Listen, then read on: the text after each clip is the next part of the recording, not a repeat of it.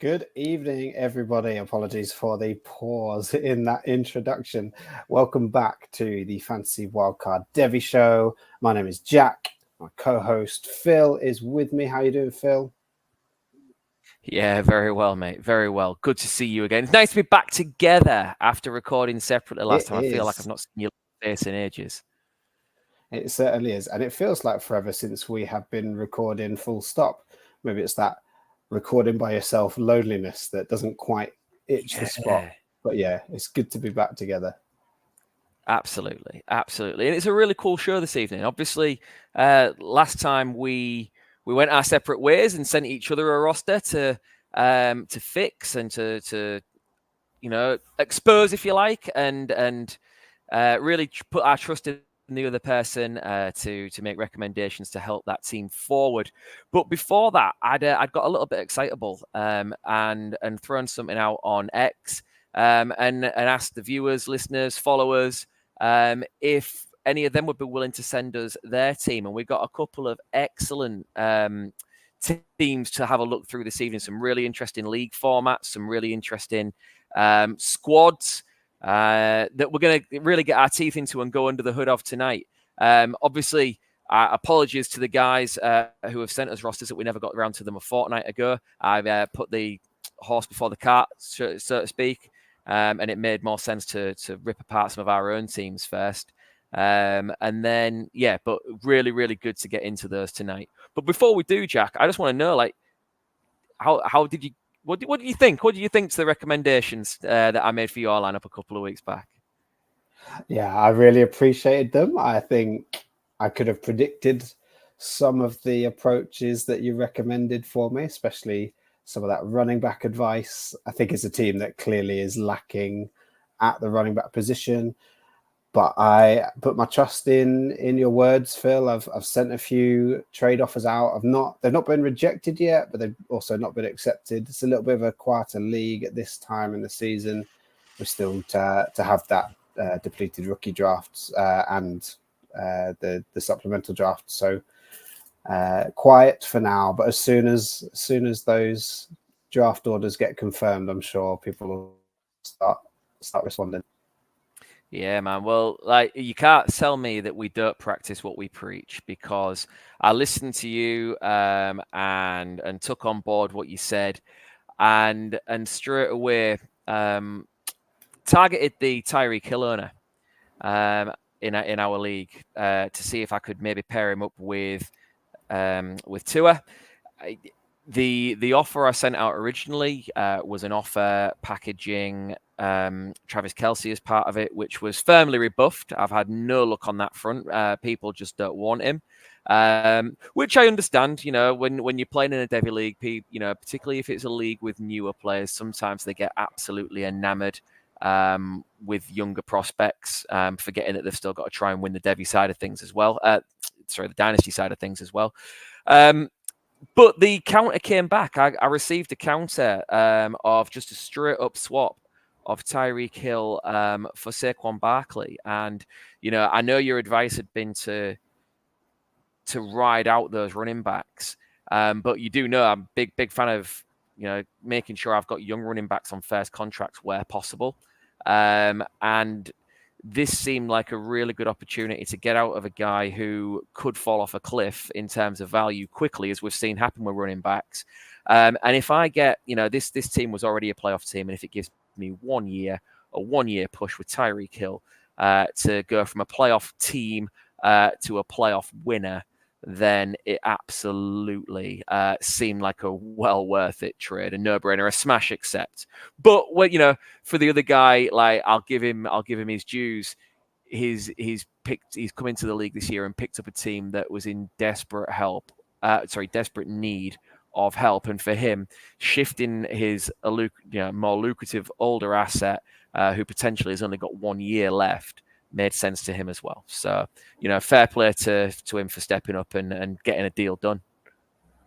Yeah, absolutely. It's a fair trade. It's a depreciating asset in an aging running back and a depreciating asset in a time-capped wide receiver. I know where I would rather be on of those two, and I think just the slight hope of a further contract I mean, I think it's probably non-existent for That's it. both. Well, I There's a mean, Tyreek. chance that Tyreek Hill could do it. It's him That's choosing to walk away, isn't it? That's it. And I mean, Tyreek, you know, he's going to do one of two things, isn't he? He's talking about a pawn career, or he'll sign a new 3-year extension. Who knows what it's going to be? Like, I think it'll just however he sees fit on the day type thing. Absolutely. And we will dig back into that kind of trade proposal a bit later, a sneak preview for you, Phil, and our listeners, because that comes up as a very poignant section of our Devy MOTs today. So we are starting today with Adam Gooch's wonderful Devy team. So he has sent us a team from a 12-team Superflex half-point tight end premium league. Oh no, it is 12-team. I was assuming. I am glad to have that confirmed by your wonderful slides there, Phil. Quite all right. It has a combined rookie and Devy draft that's just been completed. And Adam, I love the moves you've made. You told us that you went in and snagged at the 2 and the 3 spot DJ Lagway and Jeremiah Smith. How can I not love those 2 picks? But we'll come back to that shortly. So Adam's comments, this team's built for the future and prepared for a slaughtering. My quarterbacks are horrendous. So it's good that you're coming to this with an open mind and you already know where your roster's at. But thank you for sending it to us to have a little deep dive on and see if we can recommend some repairs for the roster. So I get the joy of breaking this roster down, and I've decided to do that position by position. So we'll go through each position, looking at the NFL side, the starters, the backups, and then the Devy prospects in that position, which is hopefully a simple way for us to follow through that. So the QBs are headlined as workable, but not ideal. So on the NFL side, Adam has Jared Goff, and as you'll see, way down in the taxi squad, Bo Nix as his potential starters in this Superflex draft. Now, the backups are barely relevant. Even if there's an injury, I am not super confident that any of Drew Lock, Jarrett Stidham, Bailey Zappi, or Trey Lance are going to get on the field. And if they do, I'm not convinced that they're going to be significant point scorers in the NFL. So we're really looking at Goff and Nick. So you've got a solid low-end QB1 / high-end QB2 in Jared Goff. He's just signed his contract extension, so that is great news for this roster. And then Bo Nix is a complete roll of the dice.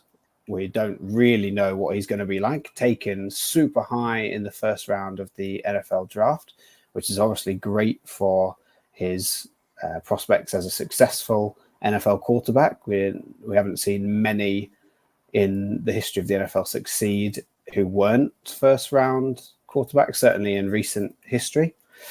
But who knows? I think we're all tempering expectations for Bo Nix, certainly to begin with. Now, on the Devy side, there's a top tier group of quarterbacks here. We've got Dante Moore, Shedeur Sanders, DJ Lagway, and Dylan Raiola. I'm not quite sure how you managed to snag both of those two outside of the top 3 picks, but good on you. And my personal favorite, Lenoris Sellers. I'm not saying he's the best prospect of that group, but he is certainly one of my favorite quarterbacks to watch this season. It's going to be a lot of fun seeing how he gets on at South Carolina. You can also throw in the Devy dart throw darling of last year in Nick Evers, who's at Wisconsin. Unfortunately, he's been recruited over as Tyler Van Dyke has transferred in for 1 year and 1 year only, and we'll see how successful that move is. But Nick Evers still a lot of potential, a lot of rawness, an exciting prospect if he makes it as a starting college quarterback. Then you've got Ty Simpson, who lost the QB battle with Jalen Milroe last year, but who knows what the future holds for him. Another 5-star, highly recruited, highly ranked quarterback. So it's a really strong quarterback room in that Devy squad and spread across a few different draft classes, really, which is exactly what we want to see. Strength can be built year on year. So over to the running back room, and this is where I am freaking out, because this could very conceivably be one of my rosters. It's a build that probably started as a hero running back approach with Javonte Williams, because Javonte Williams was one of those studs that came out of college, highly drafted, great landing spot, got the workload. Unfortunately, injuries and then terrible coaching decisions and turnover of head coaches and offensive coordinators at Denver has really stunted Javonte Williams' production. But so Adam's team is really relying on Javonte Williams having a bounce back season in 2024, because Khalil Herbert, AJ Dillon, Cam Akers, Kenny Gainwell, then they're bit part players at best, really. We've seen what they are in the NFL. Like Keaton Mitchell is an exciting player, someone who got a good run at running back when he was fit and healthy, obviously suffered a horrendous injury and has now got the king to contend with in Baltimore as Derrick Henry's come over. So an exciting player, but again, not someone you want to rely on in your starting lineup week in, week out. The rookies are interesting, though. Kamini Vidal and Ty Tracy both have an opportunity. So they're an intriguing watch over the summer to see how the pack shuffles out in their running back rooms in those two respective franchises. We'll see what kind of stake they have to claim as a point scoring machine for Adam's team. On the Devy side, however, I am totally blown away by how strong this running back class is. You've got Trevion Henderson, CJ Baxter, a Phil Special, Katron Allen, Quinton Martin, who we mentioned last week, Caleb Jackson, who is someone who I don't think we've mentioned at all, but is a really exciting player absolutely. At LSU, who's got the backfield to himself, kind of, from this season. Oh boy, that cavalry is coming in 2025. I'll just throw that one in there as well. With Kendrick Riscano, now Quinshon Judkins is out the way. That opens up an opportunity for snaps at Ole Miss as well. So that's another, probably when you took him late, bit of a dart throw. But he's just the way the portal works now, people can end up in awesome situations. So that's another great one to have. Absolutely. And a shout out to the Petaway pick there, the George Petaway running back who was at North Carolina. That was almost certainly the wrong side of the Petaway Hampton gamble, but one that was well worth taking in that offseason, where both of them had some run in the bowl game. Both did really well. Both had promising spring camps after Javonte Williams and Michael Carter left for the NFL. So really thought that was going to be the new Lightning Thunder combination, and unfortunately hasn't worked out quite as well for George Petaway as Omarion Hampton. But the process there is a great pick. Just unfortunately, the coin landed on the other side for you. So that's the running back room for Adam. And then the wide receiver room has one real superstar and then a bit of a bunch of prove it players or underwhelming names. So you've got Garrett Wilson, an absolute favorite of mine. That will come as no surprise to anybody. The Ohio State wide receiver has been a consistently high-performing fantasy asset, despite the absolute mishmash of quarterbacks and, let's be honest, trash that have been throwing in the ball over the few years that he's been at the New York Jets. And now he finally gets, hopefully, a healthy Aaron Rodgers, which brings his upside to the wide receiver one, in my opinion. He has a route to be the top scoring wide receiver in fantasy football this season. Love that Garrett Wilson is heading up your wide receiver room.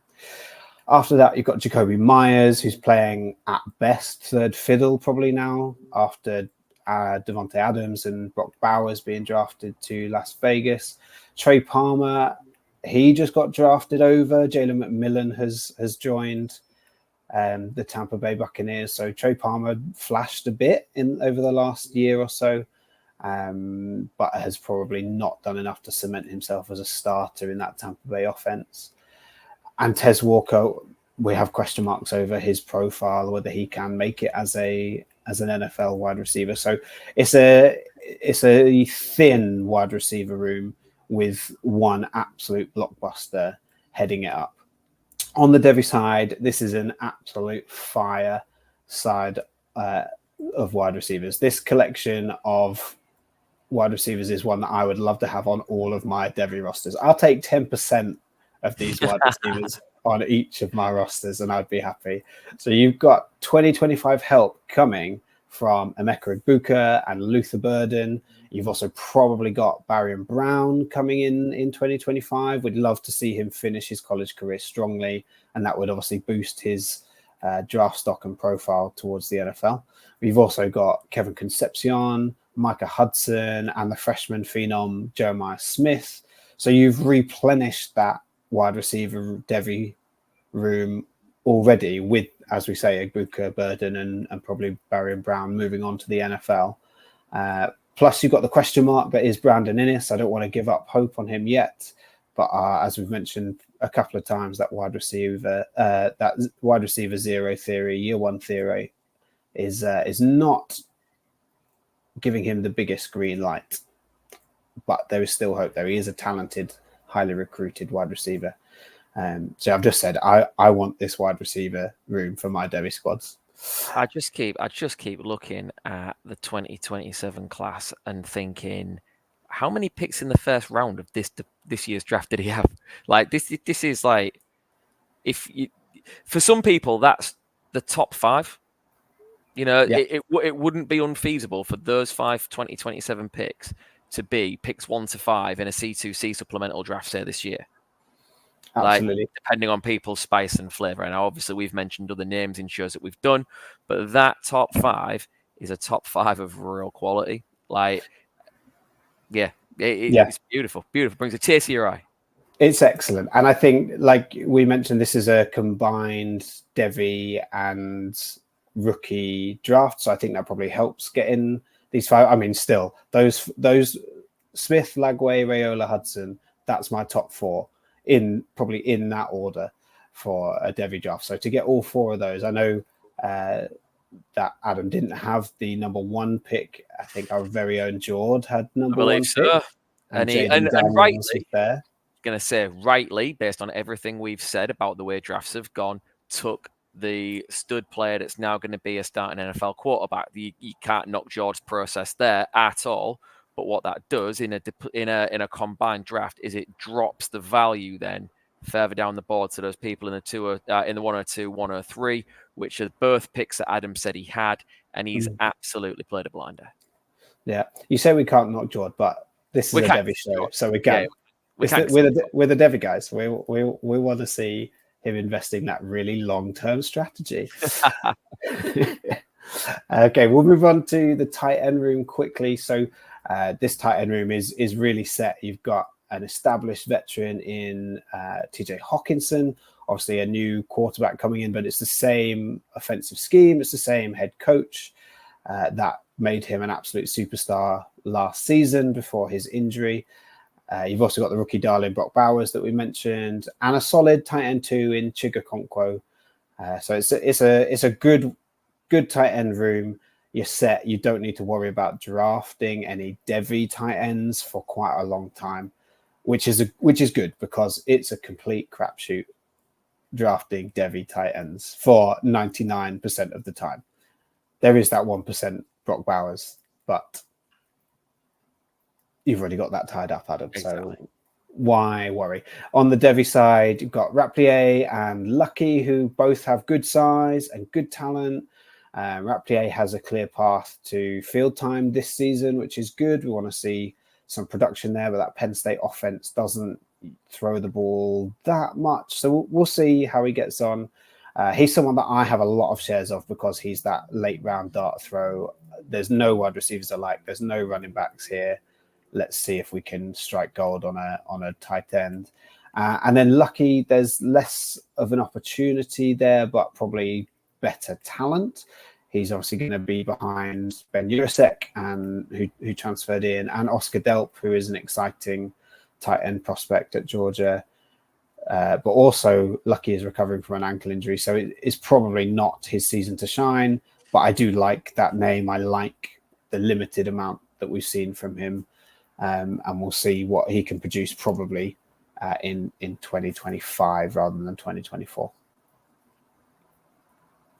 So that is the roster, and Phil is helpfully giving us the visuals back and forth, and I have unhelpfully jumped to and fro, but he is a gentleman and a scholar, and he will never complain about such a thing. No, not on it. So Phil, give us your action plan for this roster. So listen, I'm conscious that first of all we seem like guys with limited ideas, but the idea, the first idea is one that we've mentioned previously and mentioned loudly, and I think the best thing you can do to set this roster off right is when you look at the Devy quarterbacks that you have at the moment, Adam, like you've got a deep room with lots of potential talent. Okay. Dante Moore's going to have to bide his time this year behind Dylan Gabriel. But looks like the Oregon job, he's got a pathway to snaps the year after, and is a very, very good player to keep a hold of. You've got obviously in your 2025 class, Ty Simpson. Hey, we'll wait and see. We can't win them all, but you are sitting on Shedeur Sanders right now. His kind of rookie ADP, Devy ADP. He's going 101 in Devy startup drafts. Okay, I've seen it happen in drafts I've been in. Mate, like my first piece of advice is to go out there and try and find yourself a veteran quarterback that you can trade for Shedeur Sanders. Okay, try and find yourself another player of that QB2 range, high-end QB2 in terms of value, and look for a deal that can be done. You don't need to gamble on Shedeur Sanders actually becoming what he could be, because we already have seen the flip side. We've done the tape study. We've spoken to you guys now at length about what he could not be. Okay, Jack lovingly referred to it as you don't want to be left holding the trash. Well, imagine being able to get money. Imagine being paid, right, for somebody to take your bags of trash away. Okay, they're going to walk away with your bag of trash and you're going to have a £5 note, right? Like, just use that as the analogy, because you are going to end up getting more for him now than he could potentially be worth in a year's time if things don't go to plan. And you don't need him. You don't need to gamble. You've got you set. Your future is set. Get someone that can tide you over now. Okay, maybe even. All right. I know we tend to say that Devy players don't hold as much value as an NFL player, but right now, with the ceiling on Shedeur Sanders in terms of his value and what people are kind of paying for him in startups, etc., you might actually find you can work it the other way. All right, people will be that desperate for the shiny new toy and to get out of an aging veteran, right? Take advantage and see if you can get out on him now. Because if that bridge quarterback lasts you another year, another 2 years, you flit and choose between when you play Bo Nix, depending on how he settles into the job in Denver, and depending on when you play this other veteran starter, you've got the likely additions of Dante Moore, and then a year further down the line, you've got two bona fide stars in DJ Lagway and Dylan Raiola waiting in the wings. You will be right for a long, long time. And yeah, it to me is probably one of the most valuable assets you've got that you can trade that will improve your team in the short term and the long term. So that's number one. Jack has given us another great piece of advice that I had written down here for you, and that was do not take any more tight ends. Okay, you don't need to take any more of those dart throws at the moment. What you want to be doing is you want to be beefing up those flex spots and the depth on the rest of that roster. Okay, wide receivers and running backs over and over and over. Plenty of swings of the bat, because in that combined Devy and depleted rookie draft, I'm quite happy to wait and take tight ends off waivers. Okay, target the guys. Like if you're a wide receiver guy, if your plan would normally be in a separate route to take Devy wide receivers and wait and see what running backs fall into the depleted draft, well, this format kind of takes that opportunity away a bit. You've got a nice balance of wide receiver and running back being taken every year. Keep that going strong. Steer clear. You're set at tight end for the time being. Okay. And then finally, keep doing what you're doing. My final part of this plan is keep drafting the way you've been drafting. You've got a really nice spread. You've got a really nice balance. You've got an eye for talent. I don't think there's a great deal else to do other than keep drafting that talent and keep drafting well, and wait for these guys to come through and flood and fill out the depth. As that depth comes in, look at guys you can cut, look at those players on the bubble and keep your roster ticking over. Don't be afraid to get rid of plenty in one go if needs be, okay, of those roster cloggers, and see how it goes from there. But mate, it's a dynasty side of the ball that needs work, but you've already got a plan in place that looks like it's going to bear some fruit in the not too distant future. Yeah, keep up the great work, pal. Yeah, I love it. I think one other thing we require from you is to beat Jord in your matchup. Absolutely. Or both matchups, depending how many times you play each other. That'd be Sell great. him Shedeur Sanders. Sell him Shedeur Sanders. We've not got Jord's opinion on Shedeur Sanders for a few months now, so be interesting. We'll see if he's. Why don't you send that offer and see if Jord's been listening to the pod and see what his response is. We'll see. Absolutely. We'll see. Absolutely.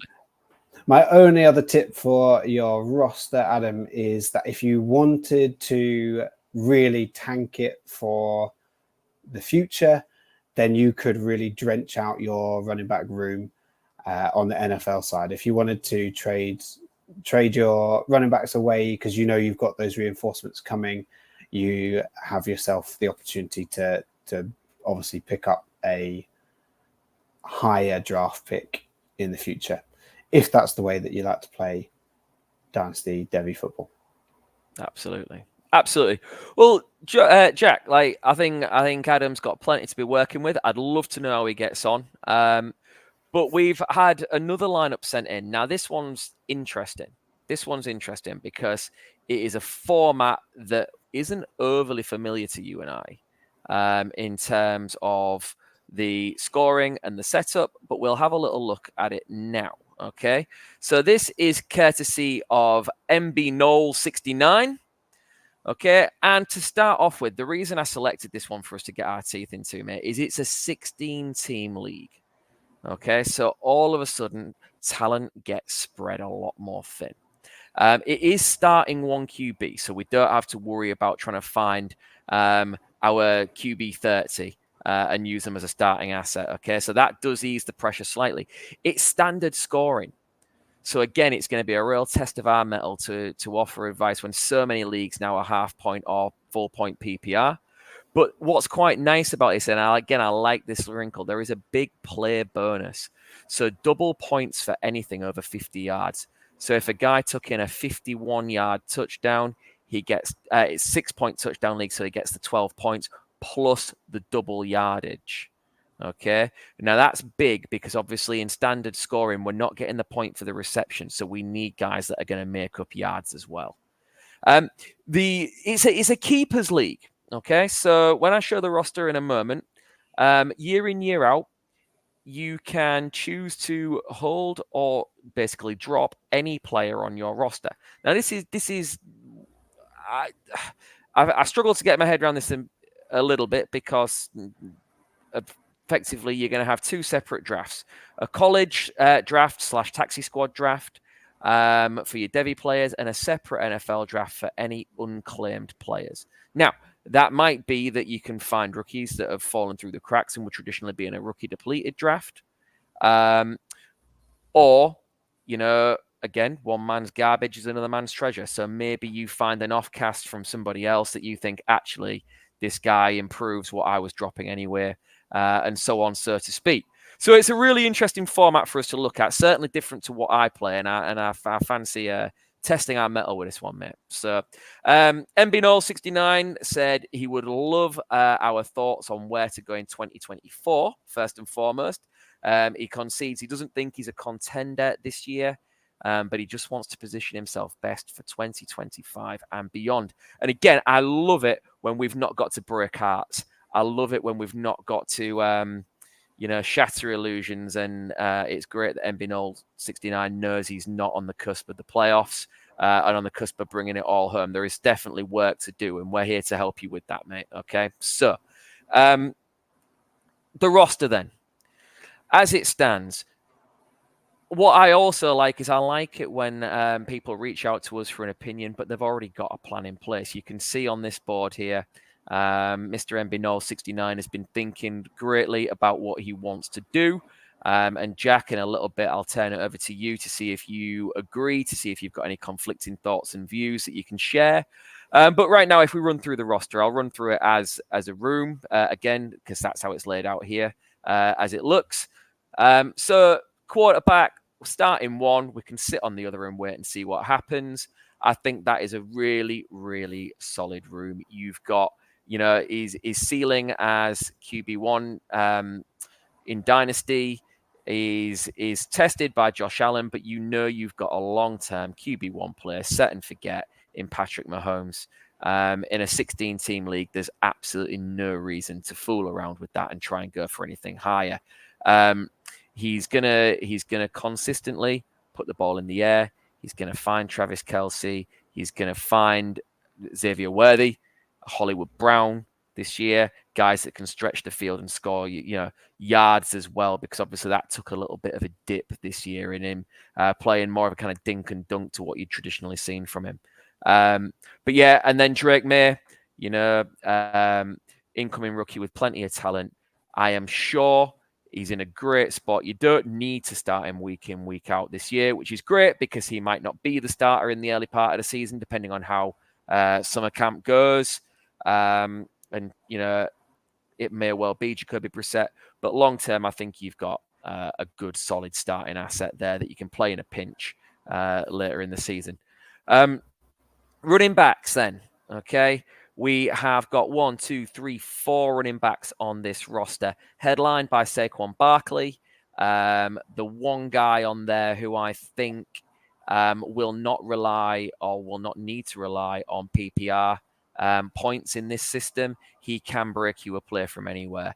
And I think that is going to be where you rely on him most this year, because if you were relying on him for PPR value, that's probably not going to be as lucrative as it was when he was in New York.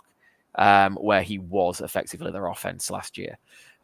He is going to be sprinkled in now, which should keep him fresher, should help him make most of the touches that he gets. He's playing behind a better offensive line, and in a better system that can scheme him open as well. So Saquon Barkley is your room leader there. I don't hold much hope for Chubby Hubby. I think he was a decent player last year, and I don't blame you for keeping him. Obviously, you'll know what's been put back into that NFL draft room. Rachaad White, again, the much maligned Rachaad White. What you can't knock is his production year in, year out. In this keepers format, I think he's a definite keep right now. However, long term as a dynasty asset, if I was having to trade him away and I couldn't just cut ties with him at whatever point I chose, that would give me some cause for concern. Zach Charbonnet, I admire your persistence. Obviously, year one, he landed in a situation where touches were perhaps more limited than we'd hope for a back of his talent. But I think that's going to become more and more of a committee as time goes on. So, I don't blame you for keeping him there. Your wide receiver room, interesting at best. Okay, I agree with all three of those drops. I would love to know what's available that you can use to upgrade and help make you some suggestions there. But I agree. Those three guys, get them gone. Get them gone. And listen, while you're at it, okay, could Michael Hardman go as well? Just a thought. The keep in there is definitely Jackson Smith and Jigba. Incredibly talented, ex-Ohio State boy, so I'm sure Jack agrees with me. But he's going to play a bigger, and take on a more predominant part of that offense moving forward. He's one that you can build around. I also like the incoming freshman in Jalen McMillan. I think he's got a role to play in the slot. They can kick Godwin back outside to play opposite Evans. And Jalen McMillan will do, he's a proper slot receiver and should get some run in there. So that will be nice. I don't blame you for keeping Dalton Kincaid. I don't blame you at all if we're moving to tight end. Don't blame you for keeping him at all. You've got to hope that he gets yards because you're not going to score points for every time the ball gets dumped off to him short. You've got to hope that he profiles as their wide receiver one. In that offense, like some people are touting him to be. So he really gets a chance to get the yardage as well. I did just run over Jameson Williams there. How very dare I? In a league where he can score you one or score you one huge play, we saw his first ever play season before last. He got his way back from that ACL injury, which really slowed him down.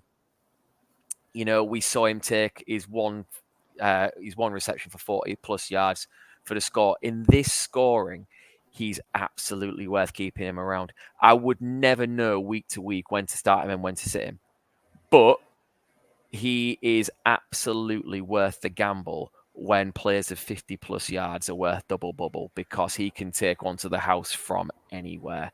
So absolutely, he's a best ball dream.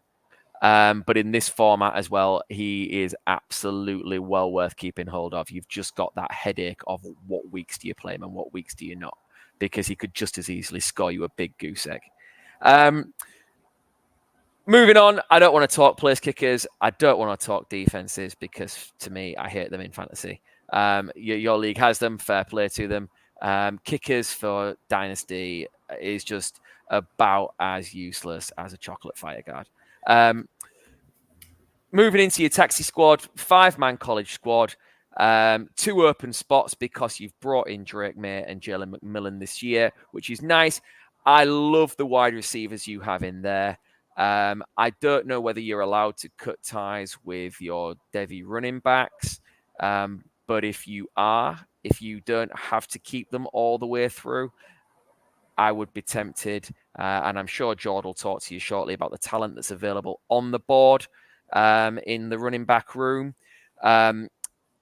But yeah, I don't see Donovan Edwards going on to be a guy any better than the bottom end of your room at the moment. I don't think he's going to add any increased value particularly. I would be looking, if you can get out of there now, to add him to your drop and draft as well. If you do have to hold him until he's drafted, well, hey, I don't blame the process. Going back to before his injury, him and Blake Corum, were very much a timeshare. But since the injury, he's not quite looked the same. Yeah, it is what it is with that one, I'm afraid. So, Jord, I'm going to put up the next screen. And the next screen... Who's Jord? Jack, sorry. Sorry. Do you know, it's the first time one of us has done that to the other, isn't it, in months? Maybe we're just missing him. Maybe we know that his pending return's not too far away. Absolutely. But no, sorry, Jack. I am going to put on the Devy board for every college player that has been taken and currently sits on a 5-man taxi squad. So hopefully allow you the opportunity to talk about players that are available and where they could perhaps boost this roster. So this is the board of all players taken. Could you talk us through then, Jack, like your plans for what we're going to do with this roster and help out our old mate MB069. Yeah, absolutely. If you go back to the roster, Phil, that would Of course, be great, because I wanted to add a couple of points onto what you were saying. So this wide receiver room that MB Knoll has built really does lend itself to the bonus point scoring. It's a really fascinating league setup, and one that I love looking at, but probably wouldn't want to play in myself because it's big risk reward. I think the wide receiver room here in particular highlights that. So players like McCole Hardman, Justin Ross, Michael Thomas, Jameson Williams, even Trey Palmer, all of them are big play threats. Trey Palmer was used as a deep threat for Tampa Bay. Obviously, Justin Ross is a speedster who was also used kind of out the slot, but didn't really get shallow targets, got some deeper targets. Who knows what's happened to Michael Thomas? We're not quite sure, but he was once an NFL stud wide receiver. And McCole Hardman, we obviously know he is also, he's been tied to Patrick Mahomes. He's a deep threat. So it's a high risk, high reward strategy for this wide receiver room. So I like that you've gone all in on that.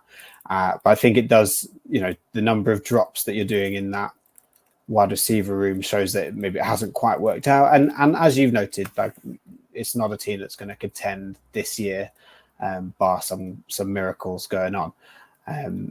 So the other point was also that we would talk about Donovan Edwards, and he is still, he's on the boundary of being a good Devy prospect, but mainly for his pass catching. And that's where in this format, he is less valuable because there is no point per reception that he has got lots at Michigan, and he has got great hands and he runs a few routes, but his main route running ability is dump offs and shallow crosses. So he becomes even less valuable. So I agree with Phil's take that if you can drop Devy players, then Donovan Edwards could open up a spot for somebody much more profitable for you. And thinking of those drops, when I was analyzing this, I was just wondering, is this, a keeper league where you have a certain number of players that you have to keep and something you have to drop? And if that is the case, can you drop McCole Hardman and keep Chigakonkwo?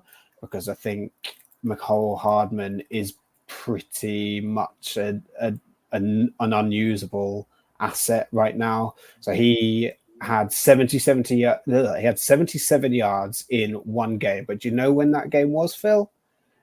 It was week 18. Yeah. When you can't use him for fantasy.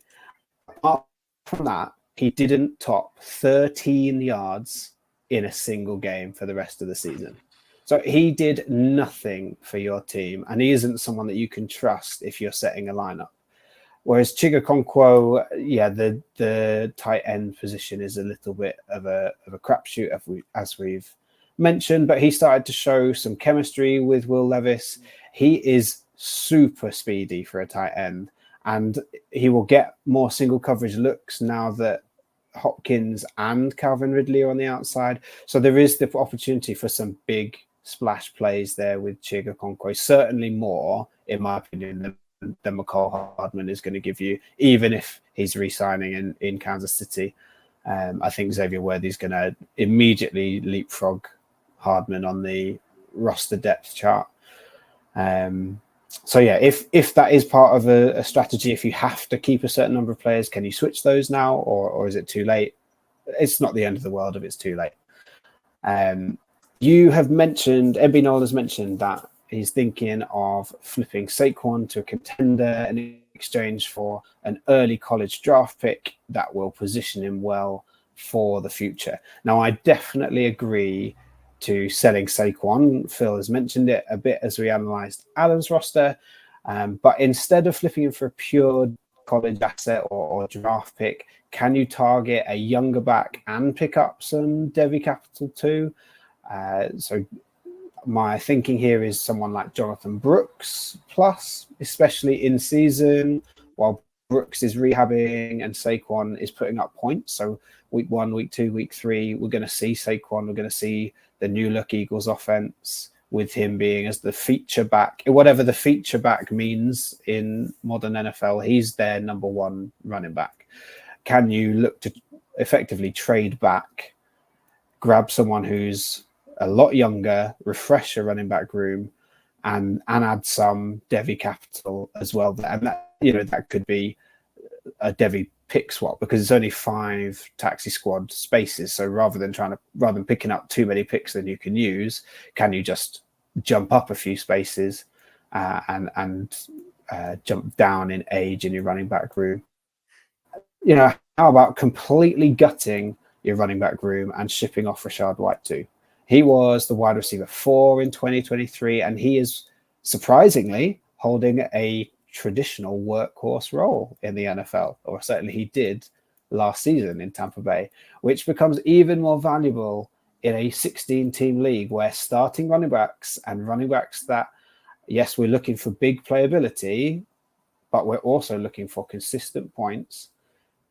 There aren't that many running backs that get the amount of run and the amount of snap share that Rachaad White did last season. So can you get even younger at running back? Can you look at the other rookie running back that is in that second, third tier of prospect right now in Trey Benson plus some draft capital? It gets you younger at running back, and there is a ton of talent coming at running back in the 2025 draft class. So currently undrafted in your Devy side are players like Evan Neal, Ollie Gordon, Ashton Jonty, and Amarian Hampton. So there is talent available in your 25 rookie draft, as long as they're not picked up in the Devy draft this year, which I would imagine at least 1 or 2 of them won't be, because the amount of talent coming in and the limited 5 taxi spots lends itself to some of the star freshmen rather than the players coming in 2025. So can you gut your running back room and rely on what's coming in 2025? Obviously, if you choose to gut your running back room and you want to use your Devy picks on these running backs, go ahead, because I still think that is a strong strategy for positioning yourself well for, as you have mentioned, you want to be in a better position for 2025. Now, Donovan Edwards is obviously in a different tier of running backs. You've still got him. He is still an interesting prospect. If you can drop him, I would for one of those. I wouldn't take Donovan Edwards over any of those running backs I mentioned. So if you can drop him and replace him for one of those names, I'd do it in a heartbeat.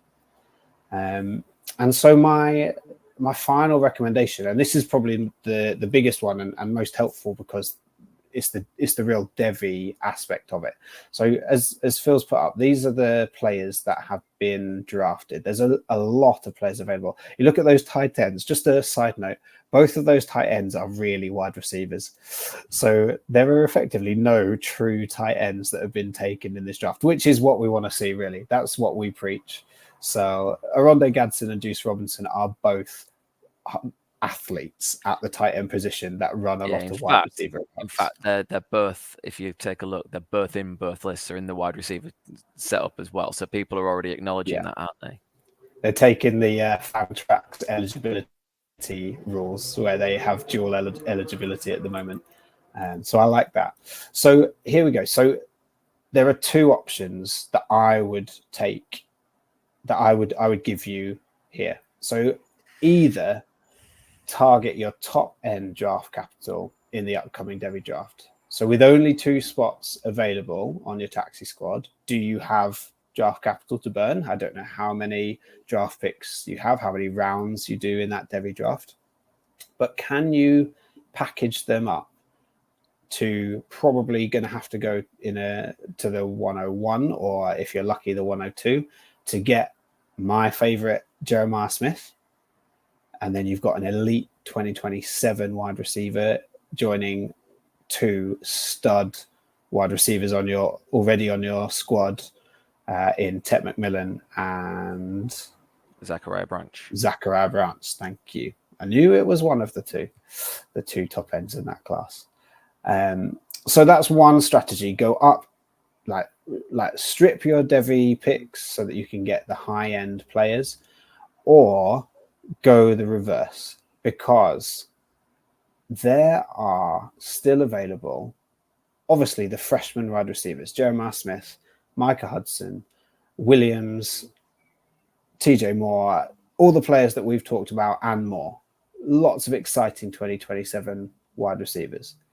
But available is Jonte Cook, Isaiah Bond, Eugene Wilson, Kevin Concepcion, and maybe a tier down Barry and Brown. But all of those players you'd expect to be gone in a Devy league.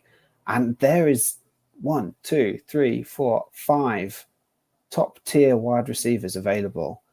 Can you trade back and pick up a couple of them, or even 3? Fill up your spots if you can drop Donovan Edwards and fill up that roster with incoming wide receiver talent.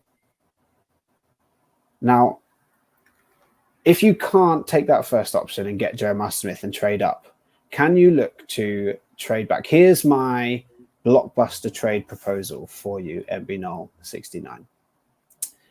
Can you take Saquon Barkley and this Devy draft capital potential and go and get a low-end wide receiver 1 or high-end wide receiver 2 that your NFL roster is really crying out for?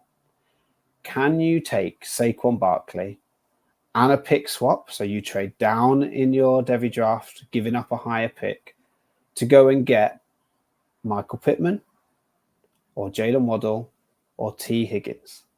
There's a real value dip on T. Higgins right now, which I think comes from the contracts hold out, but he's got the potential to go anywhere. And obviously there's risk. He could go anywhere. He could go to the New England Patriots, and we will not be as excited unless you're a Patriots fan like I am. And for real NFL, super excited.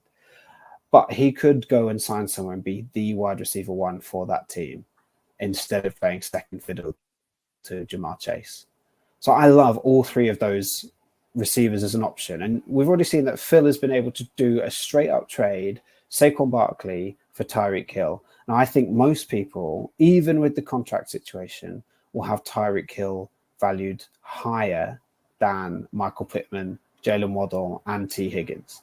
So this isn't an inconceivable trade, in my opinion. I feel like this is doable. You trade back in your Devy draft, pick up some of those wide receivers that are going to fall because the freshmen are going to go in the first few picks, and get out on Saquon Barkley, an aging running back who's not going to get another contract, who has still got talent and viability for a contending team, or picking yourself up a wide receiver that has a wide receiver 1 ceiling and a wide receiver 2 floor. I think all 3 of those, Pittman, Waddle, Higgins, have that wide receiver 2 floor. They're consistent producers that would really bolster your team.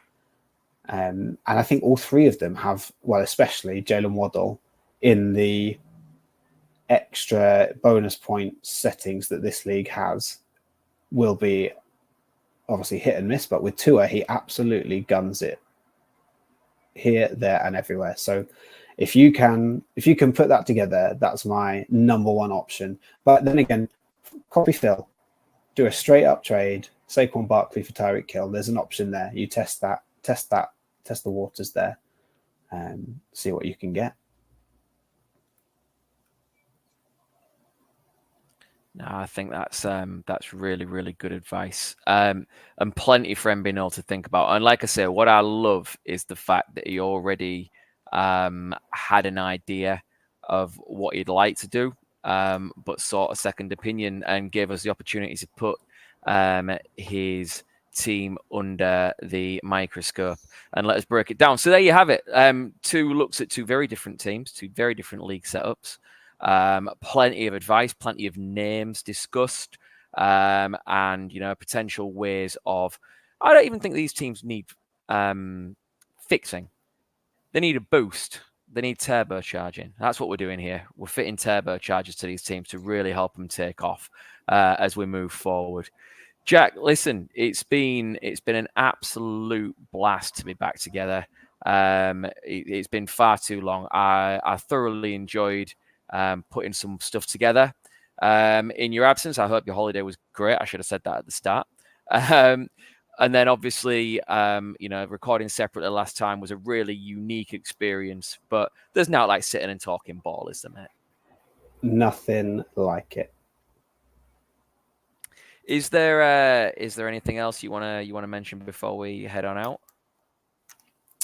Only to remind you to follow us at Wildcard Devy on X and the whole crew at Fancy Wildcard on X and YouTube. And we will be back very soon with a special guest returning. The one and only Jord will be back in a few weeks' time. Good night. Peace.